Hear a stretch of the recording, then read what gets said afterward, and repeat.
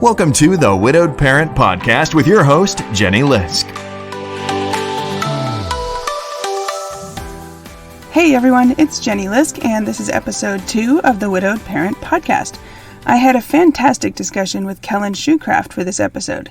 Kellyn lost her dad when she was 20 years old, and more recently lost her sister as well. She made a board book for her 2-year-old nephew with pictures of him and his mom, as well as a couple of other books for her own young daughter so that she could come to know several family members who had died before she really had a chance to know them. During our interview, Kellyn shared her experience with making these books, along with lots of practical tips, both for making the books and for sharing them with kids, as well as sharing some of her own reflections on losing her dad at such a young age. I hope you enjoy my discussion with Kellyn Shoecraft. My guest today is Kellyn Shoecraft, who's joining us from her home in Boston, Massachusetts. Kellyn, welcome. Hi, Jenny. Thank you.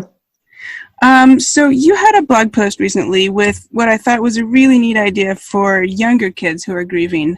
And I'd like to ask you to start, if you would, please, by reading a passage from that post for our listeners. Sure. There are some in grief who immediately throw themselves into pictures and memories. I am not that type of person. It's been 15 months since my sister died, but I still choose not to look at pictures of her. The heartache is too much. It will not always be this way, but this is how I feel now. Despite where I am in my own process, I wanted my nephew to be able to access pictures of his mom whenever he wanted the comfort of her image and to be able to use the photos to maintain or build memories based on our stories about her. Wow. Thank you. Yeah. I think what you're saying is really important here, that the surviving adults around a child really have a key role to play in helping those kids to know and to remember their loved ones who died. Mm-hmm. Yeah, before we talk a little bit more about the books that you've made for your nephew and for your daughter also, can you just tell us a little bit about your family's story, your situation? Sure.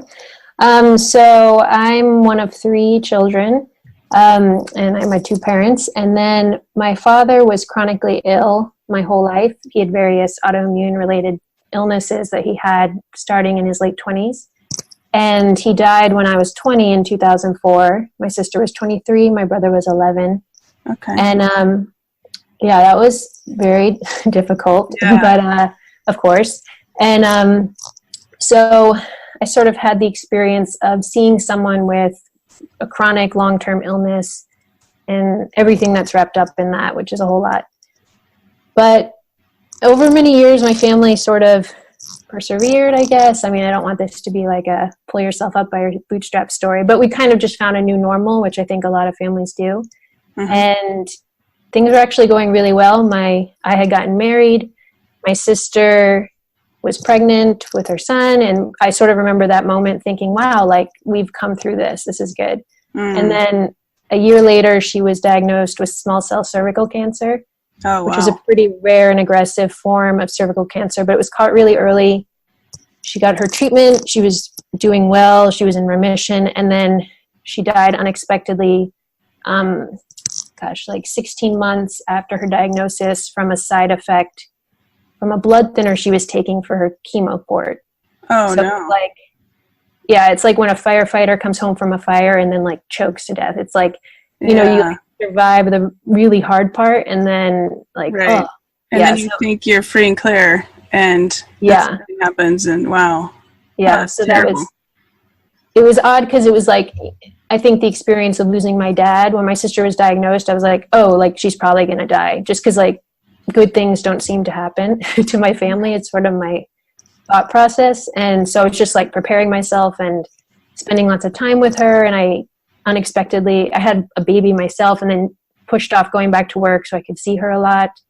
And I was living with a lot of anxiety, and she had gotten a really great report from her doctor in May, and she was starting to be really relaxed and happy. And I was so happy for her. And then she just felt sick one day, went to the hospital, and a few days later she collapsed and was brain dead. Oh my gosh. Wow. Totally unexpected. Wow. It was terrible. I mean, it is terrible. Yeah. So you guys must have been in shock then. Yeah. And very different from my dad because he was just so sick forever. I was just like always waiting for it. And then with my sister, you know, like I'd seen her like 8 days before she died and everything was fine. And talked to her the day she had gotten she had a bit of a stomach ache. She's like, I'm not feeling great. And the next day she didn't talk to me at all. And that night she was in the hospital. She was there for 3 or 4 days before she died. So yeah, we did not expect her to die there. So that we were just like all totally unprepared for what happened. Right. And so, and then at the time, then how old was she? How old were you? And how old was her son? So I was 34, she was 37, and her son Sam was 1 day short of being 22 months. Okay. And your daughter was how old? And my daughter was 10 months. 10 months. Okay. So very young, both kids very young. Yeah, just little babies. Yeah. Okay. Wow. Okay. And then, so let's thank you for telling me about that. Yeah. I want to go back to what you were reading from the blog post, and you were saying that you wanted your nephew to be able to see pictures of his mom when he wanted to, Right. and know her through that. And also, I think you talked later in the blog post about wanting your daughter to get some of the family stories and learn about some of the family members that had died either when she was very young or before she was born. So you got this really cool idea to make some books. Yes. Yeah. So let's, well, I guess, how did you get the idea? Like, did something pop into your head one day, or? So it actually started a few years earlier, before this mess with my sister.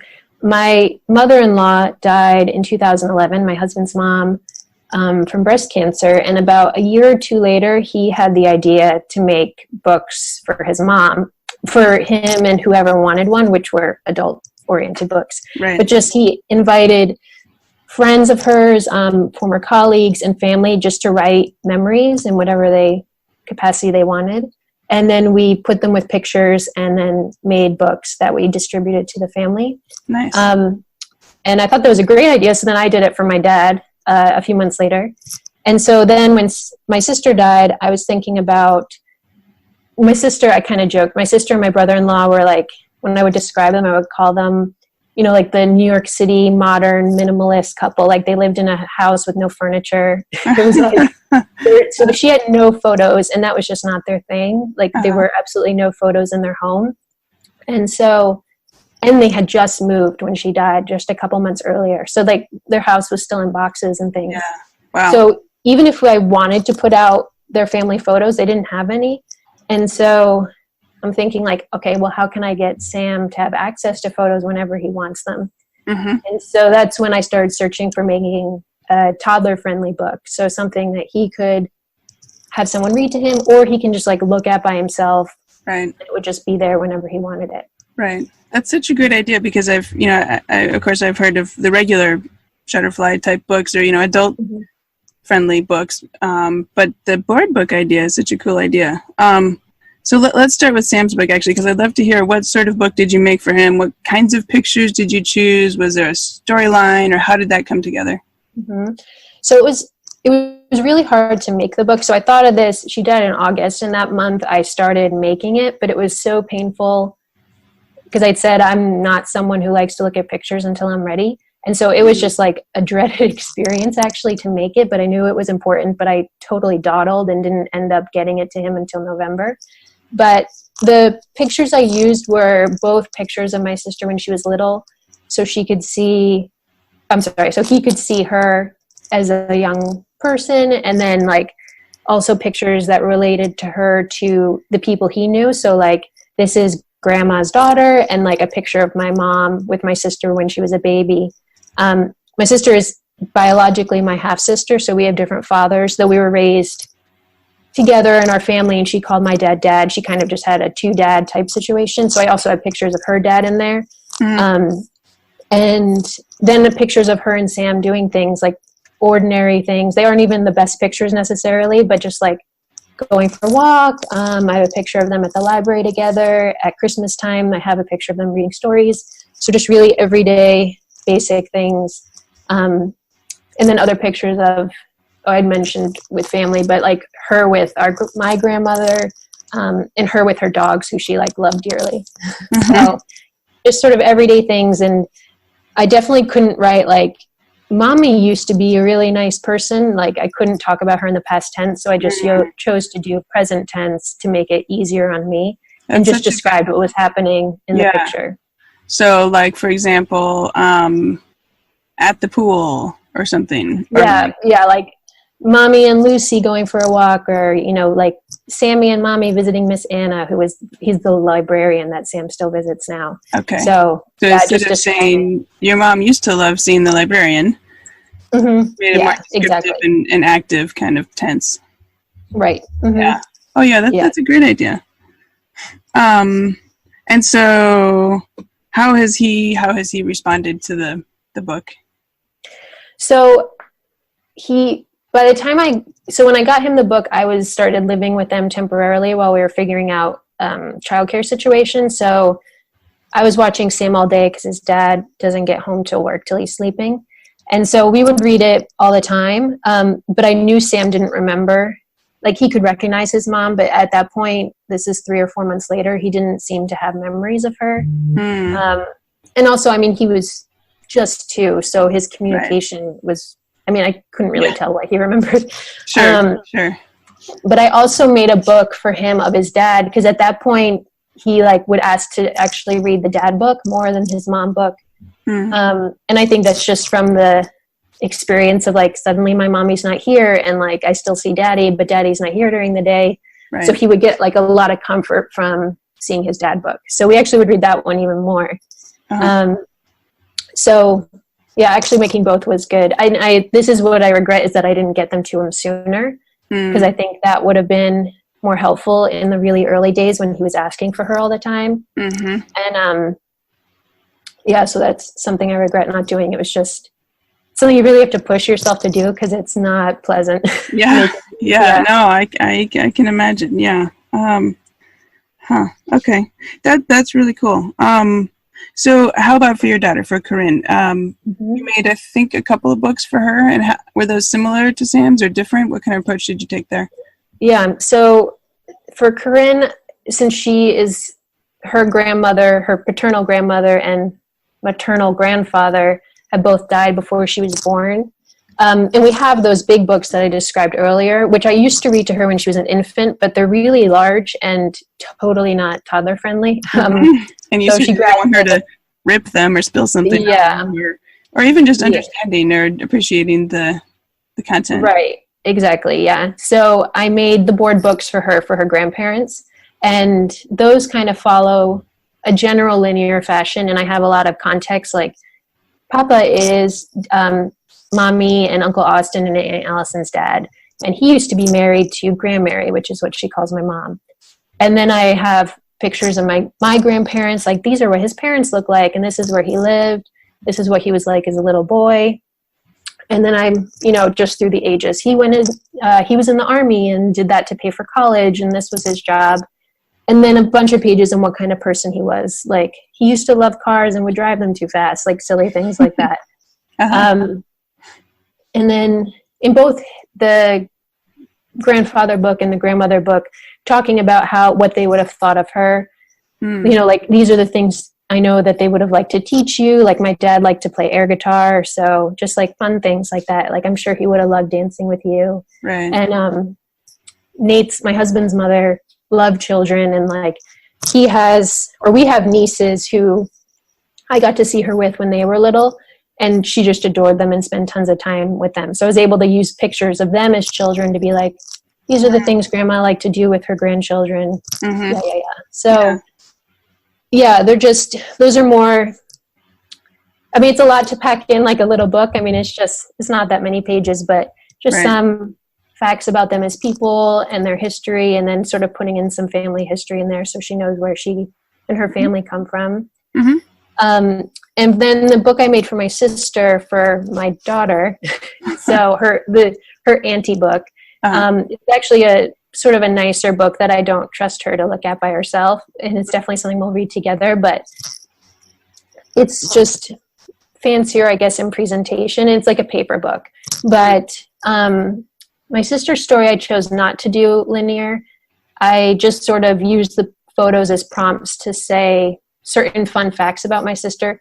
And I kind of, not the stuff that would be on her resume, like where she went to college or her job, but, like she used to like to dance in her socks, or when she got her braces off, she used to smile and say she could be on a toothpaste commercial. Just like these fun memories that I think only siblings would know, because I was just there with her for all her life stages. Right. And so, and then also I wanted to put in a lot about how this is Sammy, her cousin's mommy, because I want her to know that that is Sam's mom, and Sam had a mom, and that's how we're all connected. Right.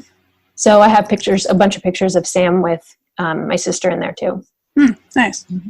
It sounds like a lot of that would also be great for Sam as he gets older too. Yeah, no, totally. So yeah, I actually really want to make Sam a book called Dear Sammy, and it's going to be letters from all these people who knew my sister writing to Sam about her. And I was like, I'll do that in the fall, last fall, after my sister died, and I was just not ready to do it. Yeah. But, like after someone dies, a lot of people will reach out and be like, you might not know me, but I worked with your person, and I always found them, and we'll share a little anecdote. And so I just wanted it to be full of as many, and simple things about my sister, so that he can get a really good picture of who she was. So that's on my to-do list. I'm still sort of like working up the courage to be ready to receive all those emails. Right. And I want to make it clear to people that they don't need to eulogize her, because I think that's a lot of pressure. Like it can be, I used to eat lunch with your mom when we were in high school, and she always ate barbecue potato chips. Like just little things. It doesn't have to be long. And then I'm going to have invite them to submit pictures if they have them. And if not, I'll have some of her at that age that I can correspond with the letters. Oh yeah. That sounds like a huge project, but that sounds really good. I mean, you're making me think here now what I should be doing with my family. Yeah. I mean, when we did the books for my dad and mother-in-law way back when in 2012-ish, I was like, oh, I should have done this a long time ago. Because at that point, my dad had died 7 or 8 years earlier. And I was like, I should have done this. But you know what? You can always do it whenever. I don't have as much of a time crunch on this, because Sam is only 3, and these letters are something he'll appreciate more as he gets older. Sure. So, because you need to be in the right emotional space to take that all in. Right. Well, those are some really cool ideas. You give me a lot to think about. Okay, good. Things on my to-do list here. Yeah. I didn't expect to come out of this discussion with things for my to-do list, but that's all right.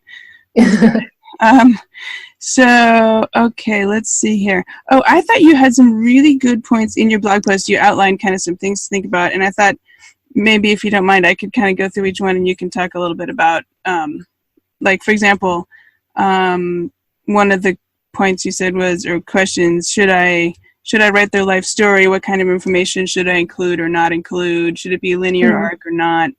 What are your thoughts about that?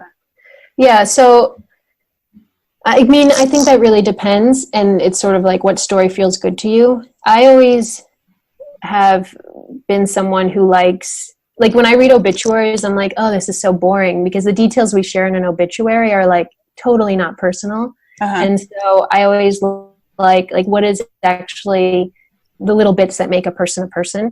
Like what was their favorite thing to eat for breakfast, or what did they always wear on Christmas morning, or whatever it is. So I really like sharing those little things. And, if you're feeling stressed about what do I include or not include, you can always make another book in a few years. It's not like this is all you can do.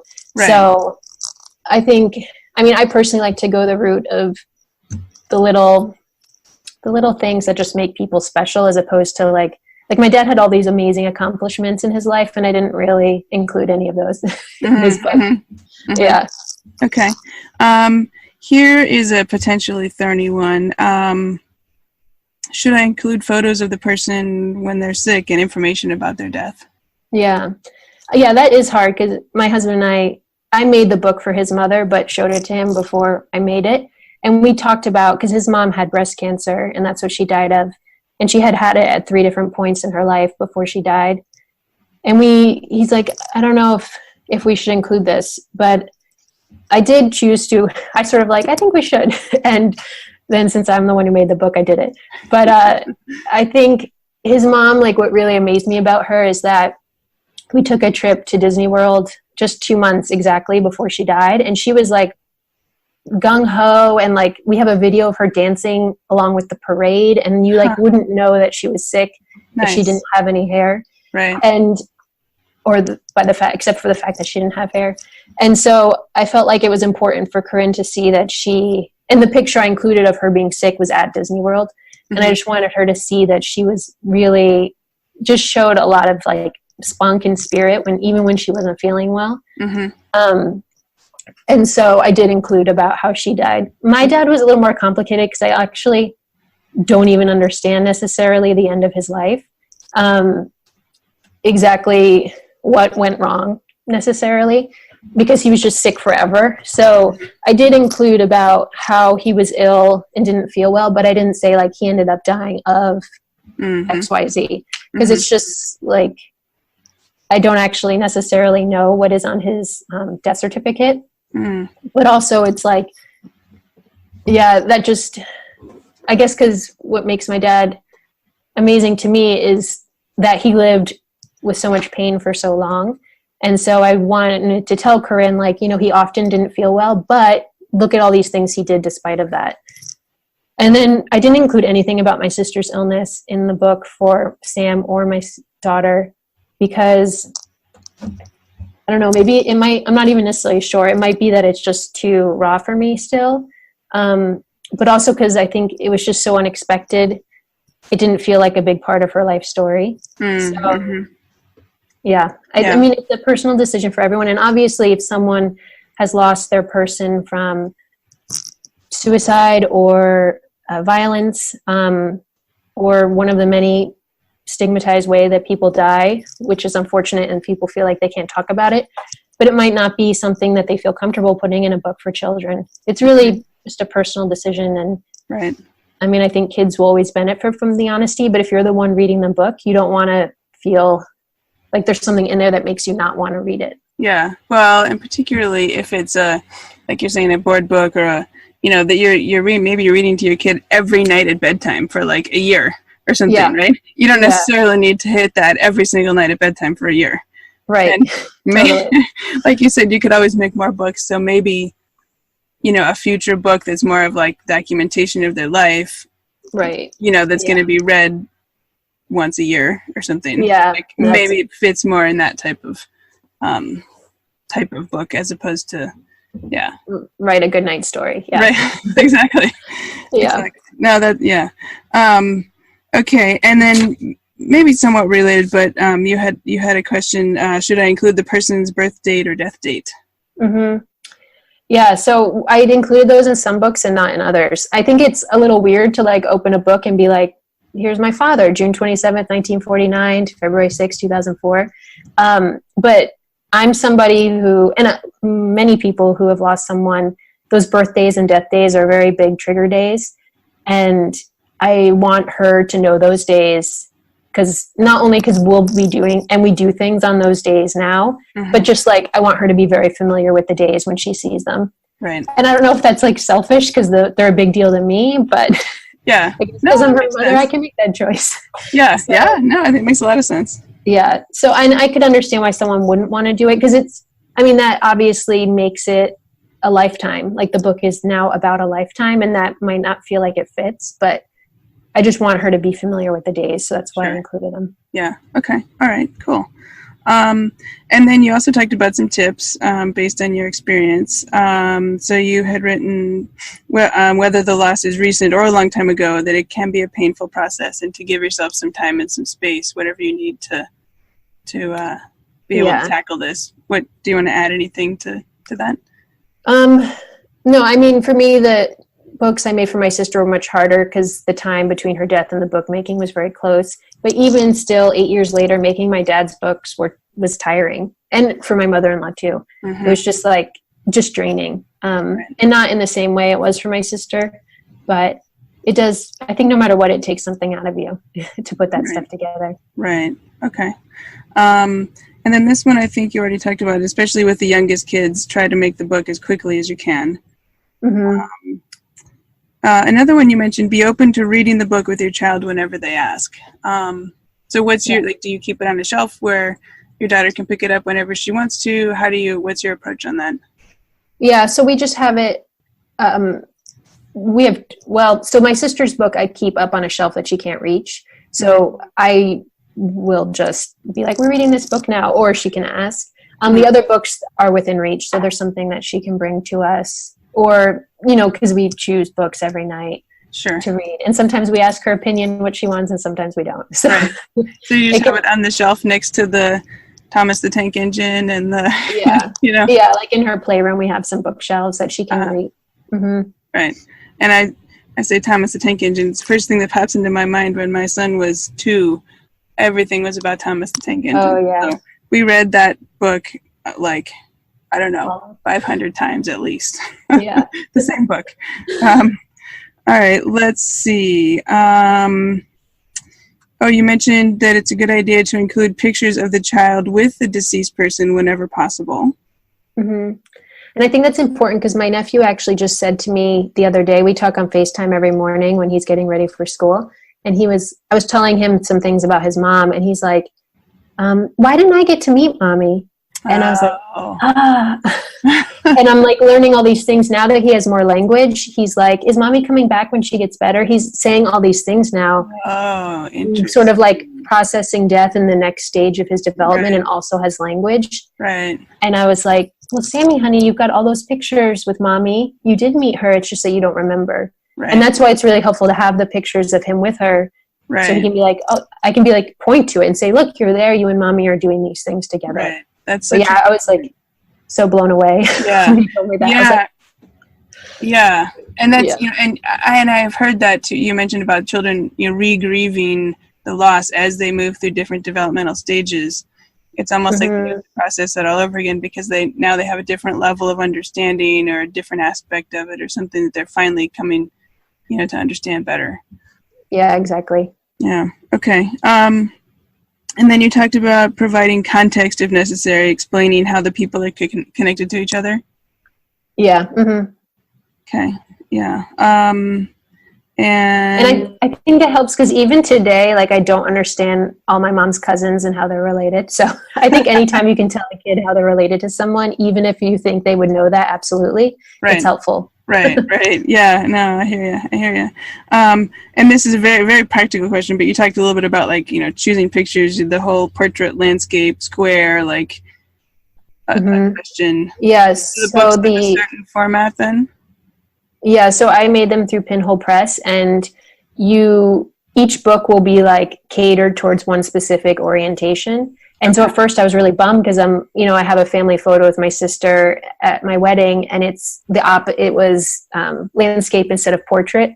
So then there's free programs you can use online to add borders, which will make it fit into whatever the size page is, which was really helpful. Okay, yeah, so you don't have to be limited by what you happen to have and feel like you can't use some of those really great shots, or maybe you only have one of a certain shot and you don't have a choice of switching it to pick a different picture or whatever. Okay.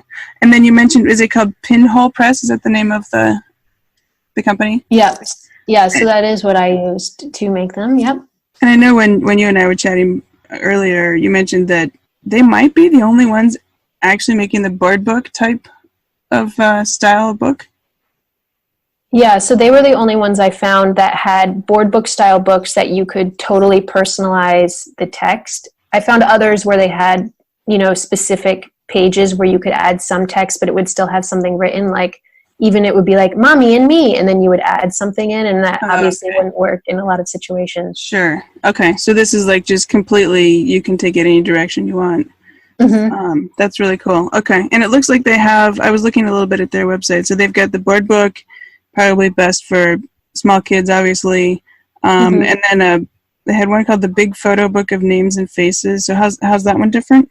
Yeah, that's the one I made for my daughter about my sister, which was, it's sort of more of a keepsake book, and it has a cloth binding and sort of cardstock type pages. So a little bit fancier. Okay, gotcha. And it's a bigger book too. Okay. All right. And then they have something called a kid's memory book. I wasn't sure what that one was. Yeah, so this one, actually, my neighbor who lost her mother this summer, she got it for her son. And it's a big book where you can put in a picture, but then kids can do drawing around it. So whatever they want to do, decorate it or add context to the picture, which is nice because a lot of younger kids can process grief through art. And I know your daughter is into art too. Mm-hmm. So that's important for a lot of little people. Right. And then there's sentence starters at the bottom. So depending on the child's ability to write, the parent could write in the whole sentence on the computer and have it typed, or the kid could actually write what's happening, like Grandma and I used to love making chocolate chip cookies together or whatever. Mm-hmm. Right. Okay. Very cool. Very cool. Mm-hmm.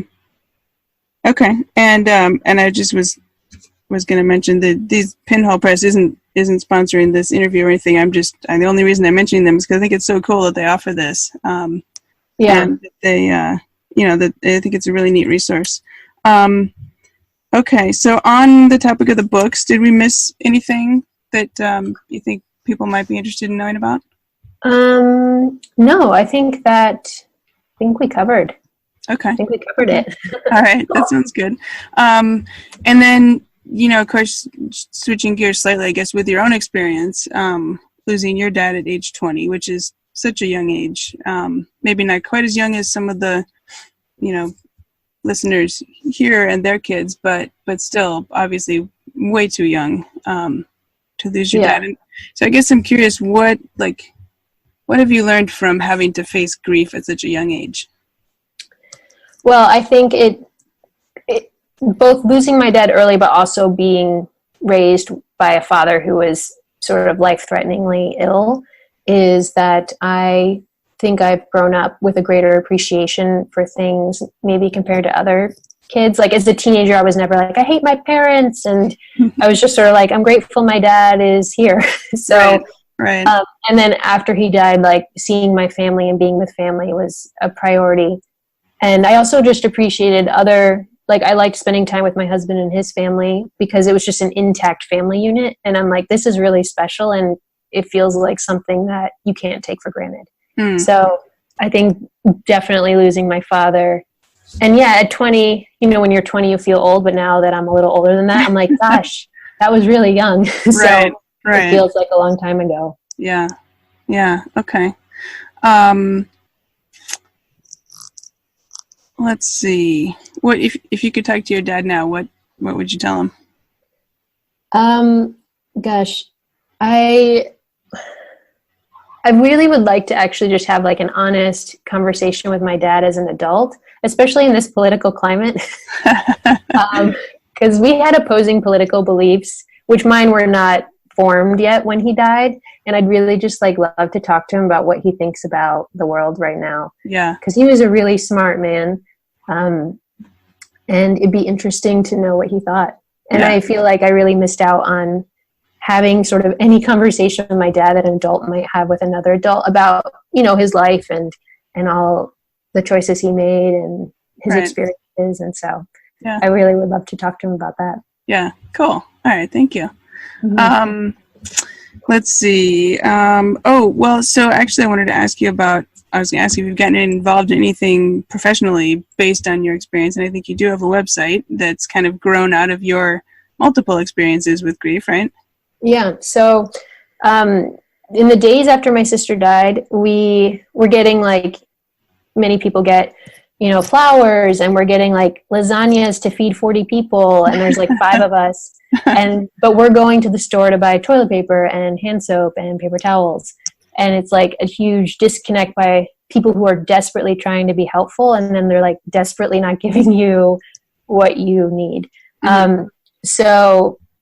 And my husband and I have an image of when his mom died. We just had this garage full of edible arrangements, or I don't know if I can say that name, but fruit baskets. They are yummy, but they're delicious, but I think they're good for a third grader's class party when you don't want to give sweets. So they're just not a great grief gift, and they're really common to be given when people have lost someone. Mm-hmm. And so we started a company to gift people things that are useful when someone dies. So we actually give stuff like toilet paper and hand soap But instead of just like handing someone a grocery bag, we package it really tastefully. Like we've designed a box that looks like a flower bouquet. So when it arrives, it's reminiscent of a traditional grief gift. Okay. So we're kind of just trying to change the way that people interact during grief, because we're all going to grieve. I mean, if you love someone, you're going to grieve them. Mm-hmm. And then in conjunction with that, I've been writing, which has been a great outlet for me to process the loss of my sister. And so I am documenting my grief experience, but also providing advice from these 3 major losses I've had in my young adult to adult life. Mm-hmm. Just tips on how to support other people who are grieving. Mm-hmm. And that's a part of the website too. Okay. Very cool. Very cool. Mm-hmm. I love it. Okay.